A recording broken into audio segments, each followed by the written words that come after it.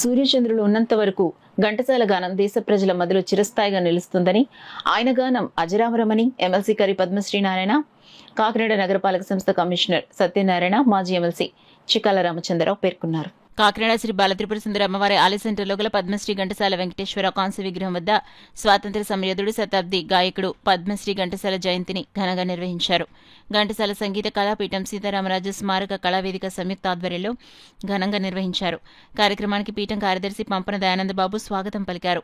కళాపీఠం అధ్యక్షులు కరి అచ్యుతరామరెడ్డి అధ్యక్షత వహించగా, కాకినాడ నగర కమిషనర్ సత్యనారాయణ ముఖ్య అతిథిగాను, ఎమ్మెల్సీ కరి పద్మశ్రీ నారాయణరావు, మాజీ ఎమ్మెల్సీ చిక్కాల రామచంద్రరావు విశిష్ట అతిథులుగా పాల్గొన్నారు.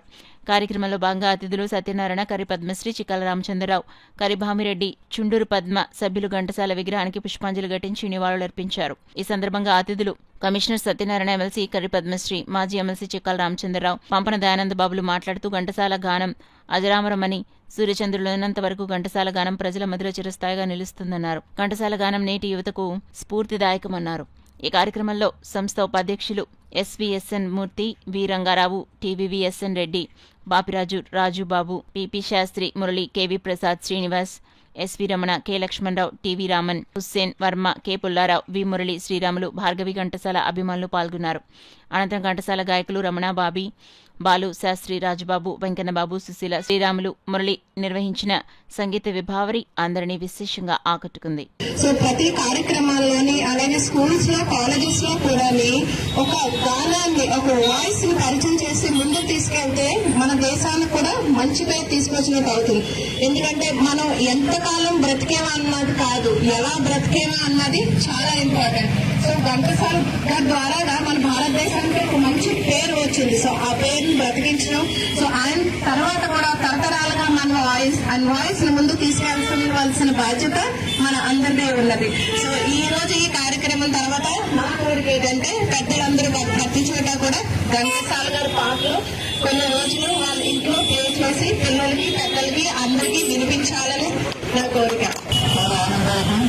ముఖ్యంగా ఆయన చిన్నగ్రహం నుంచి భక్తి జగత్తి 3 భాగాల్లో కూడా ఆయన పాట చేశారు.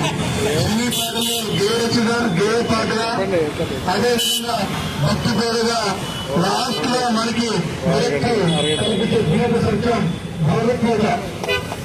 మన భారతదేశంలో మనకి ఏది శాశ్వతంగా ఉండిపోయేది, అట్లాంటి భగవద్గీతని ఆయన కంఠస్వరంతో మనకి అందించేందుకు మహానుభావుని ఆయన ప్రదేశంగా భావిస్తూ అందరికీ మరొకసారి ఈ కార్యక్రమంలో అవకాశం కల్పించిన పుర ప్రముఖులకి, పెద్దలకి, అందరికీ పేరు పేరున మరి ఒక్కసారి ధన్యవాదాలు.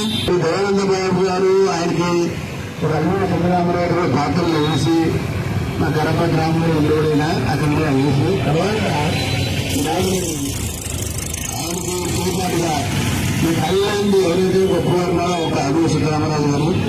మన ఎడ్యుకేషన్లో కూడా ఎవరైతే మనకి ముందుకోవాలి కదా, మన కాకి మహర్షి మరి ధవళేశ్వరం గారు ఊరేగి ఇచ్చారు. అలాగే ఆయనకి కూడా అనేది ఒక గ్రేట్. ఈ సంస్థకి లక్ష్యాలు, మంచి లక్ష్యంతో మహాదేవుని, మహానుభావుల్ని ప్రోత్సహించినటువంటి నారాయణరావు గారికి, అడుగు శ్రీరామరావు అందరికీ కూడా ప్రతి ఒక్క పేరు కూడా నేను నా యొక్క హృదయపూర్వక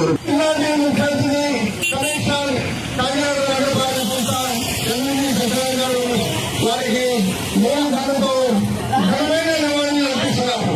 అదేవిధంగా మాజీ మంత్రివర్యులు, గౌరవనీయులు, పెద్దలు